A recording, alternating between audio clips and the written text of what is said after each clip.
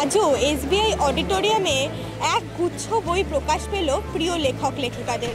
তারা আশাবাদী পাঠক পাঠিকাদের তাদের বই খুবই পছন্দ হবে। শুনে নেব তাদের কাছ থেকেই তারা কি বলছেন।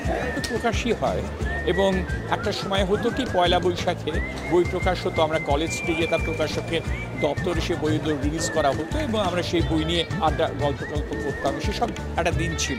এখন এই যে বই প্রকাশ হচ্ছে বই মেলাতে, এটা আমাদের কাছে খুব বড় জিনিস। তার কারণ হচ্ছে কি বই মেলা তো আসা হয়, আগে খুব আসতাম, প্রায় রোজই আসতাম, এখন অত এসে উঠতে পারি না। কিন্তু আজকে কয়েকটা বই আমার বেরোচ্ছে বিভিন্ন পাবলিশার্সের দপ্তর থেকে, স্টল থেকে, সেখানে এসে ভালো লাগছে, কারণ অনেক চেনা মুখের সঙ্গে দেখা হচ্ছে। আমার তো ভীষণ ভালো লাগছে, কারণ এই বইটা আমার এর আগে যে বইটা হচ্ছে সেটা বেশ কিছুদিন আগের বই, সেই হিসেবে তো ন্যাচারালি আমার অনেক দিন পরে বইটা বেরোচ্ছে, ভালো তো লাগবে। আর এমনি পাবলিশার্স যেই ধরনের বইগুলো করে আমি লক্ষ্য করে দেখেছি, সেই বইগুলো একটু অন্য ধরনের, সব রকম, মানে শুধু গল্প নয়, উপন্যাস নয়, অনেক বিশেষ বিভিন্ন ধরনের সাবজেক্ট নিয়ে ওরা বইগুলো করে। এরকমই নানা স্বাদের গল্প এবং কবিতা পাঠক পাঠিকাদের কাছে তুলে দেওয়ার আগ্রহী প্রিয় লেখক লেখিকারা।